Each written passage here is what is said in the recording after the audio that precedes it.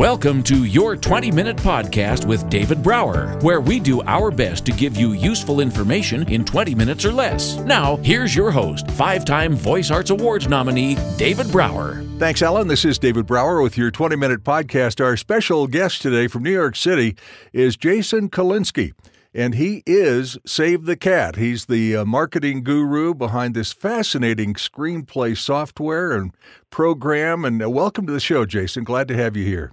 Thanks for having me on. You bet. It's I've read a little bit about Save the Cat. It's one of the things I read is the best-selling story methodology introduced by screenwriter Blake Snyder back in 2005 with his first book, Save the Cat, the last screenwriting book you'll ever need.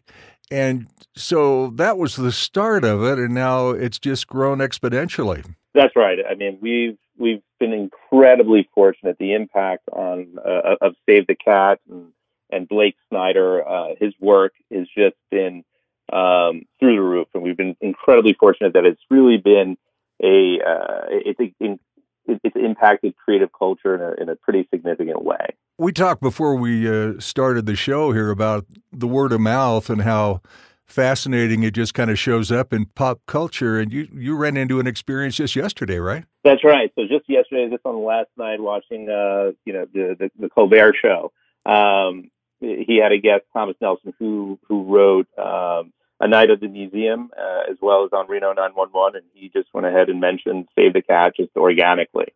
And we've got a number of times that's happened, that's taken place. Back in September on the cover of the New Yorker, Save the Cat was featured on it.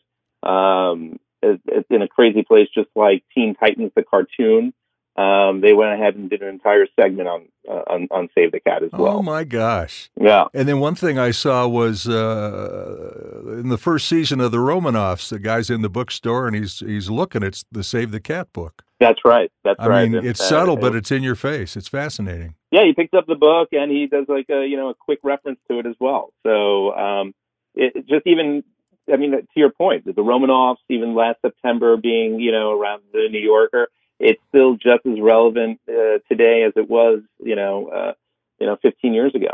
And so when Blake came up with these ideas and these methods and just started moving with it, was it just kind of a solo show and he was just growing it organically, or did he have a team he worked with? Or I know you have a team now, but yeah. How did it roll initially? No, I mean, it was primarily Blake, as well as his business partner, BJ Markle, who edited the first book. Okay. And BJ is a business partner now, with me.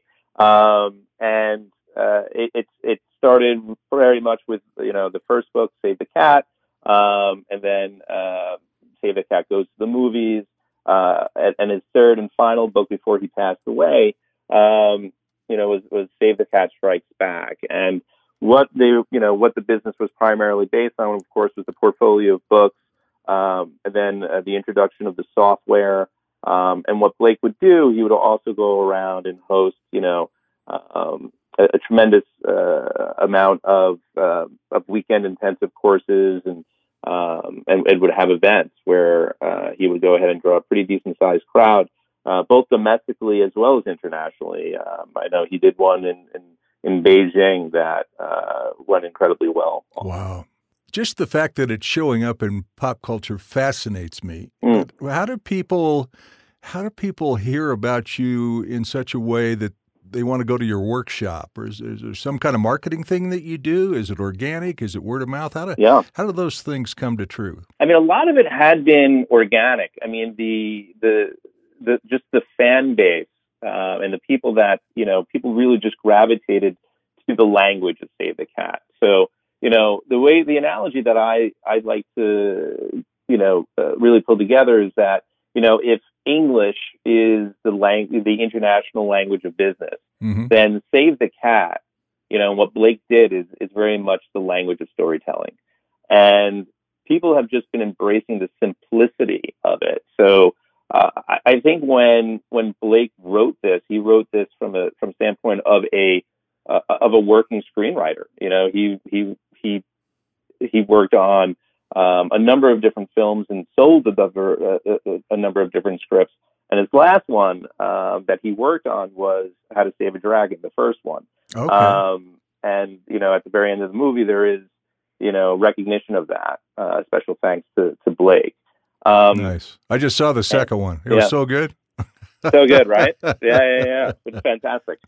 And, I think that, in a world of where, there's a lot of academic complexities to storytelling that's been embraced. I think what Blake has done is he's just sort of leveled that playing field and took it from the perspective of not so much, of making it a complicated nature. And of course, it is very difficult and complex. It's just as complicated to go ahead and find a simple way of understanding it, to explaining it.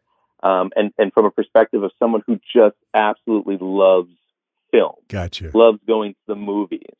And, if you really, when you read the books, you'll get a sense of like, this is, the way that he writes is the way that he talks.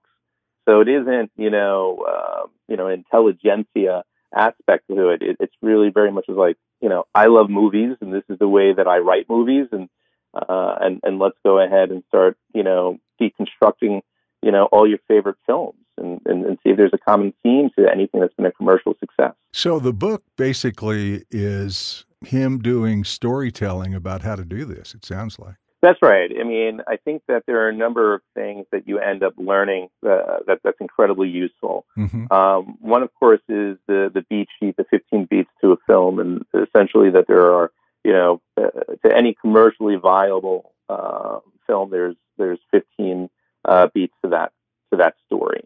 And if you come onto to our website, you'll get we've broken down over 100 films now, and you can go ahead and take a look and see how they all line up. And it works incredibly well.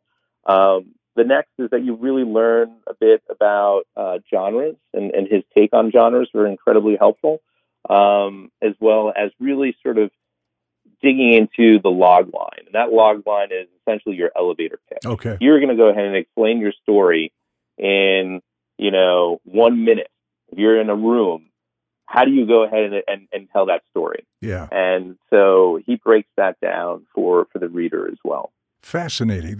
Tell me what the 15 beat means. So the 15 beats it's all based on structure, and I think that's what's really critical to understanding.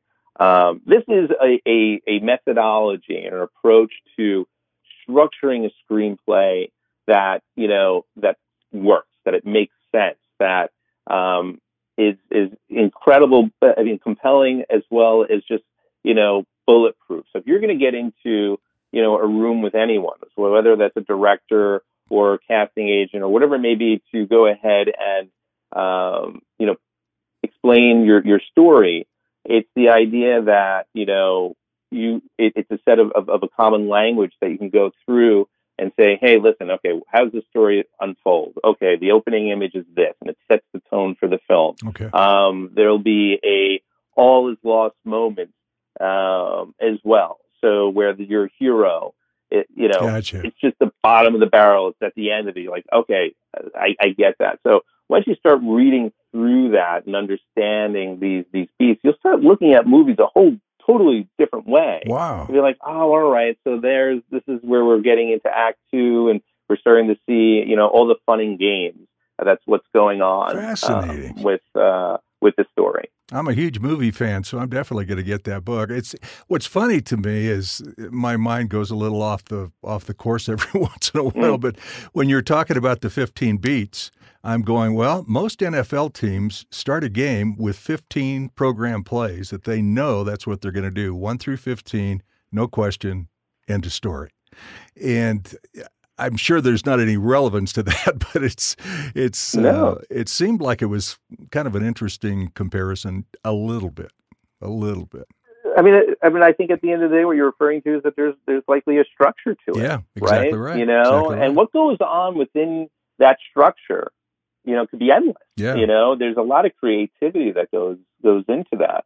And I think that's where, you can have that sort of debate, this is not a formula. It is not meant to be, a format that says, well, every, film is meant to be, it's a paint by numbers. Yeah. It is, no. There's a structure, and your creativity, the way that the writer brings the dialogue, their protagonist, or their hero, the villain to life.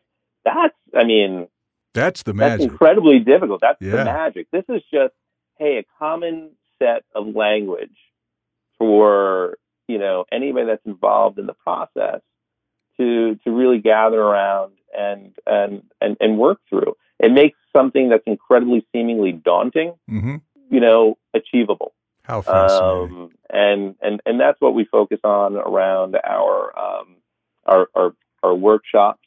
And that's also led us to hey, we've had a number of people take these workshops over the years. It'd be really important for us to, and I think an opportunity for us to provide a deadline of sorts every year, a goal. And that's where we just introduced the Save the Cat Screenplay Challenge, which incidentally, the final deadline is coming up on March 15th. But we've been seeing a really positive reaction in market to it, which has been fantastic. And it's a unique selling proposition in the sense that, we're the only ones that, have, with our methodology, taking it all the way through to an actual screenplay challenge in which, the winner will come out to LA. Wow. We're going to do a table read. We're going to go ahead and get the winner in front of an LA-based production company, Treehouse Pictures. And it's going to be, a really solid and I think compelling contest. Life changer, absolute life changer. changer. We hope so. Right? We hope so. And it's in reading about the challenge. It talks about every script receives 50 points of feedback based on Blake Snyder's 50-question green light checklist found in his third book. So you have a formula, for lack of a better term, in analyzing these scripts to make sure they're using a system of sorts, even though the magic and the personalities and all that are different, right? That's right. I mean, I think it's all right there. So, if you believe in the Save the Cat methodology, and the fact of the matter is that we've been fortunate enough that it's just not only the reader, the creator, but also the industry executives have been using this and referring to this methodology for some time. So why not, for us, to give everybody the opportunity to submit their screenplay, you bet, and get a similar coverage report. So we take it incredibly seriously. We have a brand to protect and to ensure it's incredibly relevant to all those fans out there. And so what we developed was this 50 points of analysis adapted from Save the Cat Strikes Back, and we've been finding the feedback to the writers that have received the analysis. It's been incredibly positive, and that's the goal. We want to be sure that we're providing a helping hand for all those that are looking to tighten up their work and get ready to really find an opportunity to sell it or produce it along the way. Wow. So you had your software 3.0, Save the Cat 3.0, sold over 25,000 units. You just came out with 4.0 in January, I believe. And so talk about that. What's the difference between 3 and 4? So believe it or not, 4.0 is actually going to start launching. We were doing beta testing in January, and we found some really good opportunities to make some additional adjustments. And so now we're actually going to be launching next week. Nice. So it's like the timing couldn't even be better right now for our discussion. It is the first upgrade, significant overhaul, you would call it, in 7 years. It is, it's now been built for, instead of just screenwriters, it's for all storytellers, from screenwriters to writers that are developing stories for a TV series as well as novels. So back in September, we also launched and became a bestseller on Amazon. Save the Cat Writes a Novel. So this is now software that's been developed for all storytellers. Wow. And it's a tremendous improvement in terms of global search and find. So if you ever write a story, I'm sure if you start developing or changing, some of the characters in there, just having that sort of global find and replace function just to track all those movements is typically a bit painful. But what we've done is we've developed we've strengthened that function, and we're calling it Track IQ, where you have the opportunity and to make it as easy as possible to go ahead and update all those relationships, the protagonist, or changes in character, sure. Or if objects, like let's say a map is playing a critical role in your story. Just where is that map? Where did you put it last, or whatever it may be. It really helps you go ahead and track all those items. Wow. And we just really want to make it as customizable and easy to use for all the users. So it's a pretty significant upgrade. It sure sounds like it. It's, as they talk about it, it provides thousands of writers with the resources they need to develop screenplays and now novels. Fascinating. Jason, we're about out of time. I want to give people an opportunity to check out everything online. SaveTheCat.com is certainly one. Store.SaveTheCat.com, I think, is one. How do people reach out to you or reach out to your team or find out about different things? Yeah, it's super easy. So we've been really growing, and our Instagram account at @SaveTheCat is growing quite rapidly. Our Twitter account at SaveTheCat also. So social media is a great way to get in touch with us, as well as our website. And that's either our blog site is SaveTheCat.com. And of course, to your earlier reference, we have the store site as well. But we're pretty fast on responding. So you can either direct message us on Instagram or write us on our website. It's pretty easy and intuitive to get to us, and we're pretty quick on responding. Fabulous. So Twitter, Facebook, YouTube, Instagram, all kinds of sources and all kinds of books. Actually, I'm just looking like at 7 different books involved on the site. So, Jason, again, congratulations on your success in carrying on Blake Snyder's dream and making magic happen for a lot of folks. So, hats off to you, man. I really appreciate it. Thanks so much for the time. Listen to Your 20-Minute Podcast with David Brower on the go. Downloads are available on YouTube, Twitter, Facebook, iTunes, iHeartRadio, Spotify, any podcast app, and on our website at davidbrowervo.com/Your 20-Minute Podcast. Until next time, thank you for listening.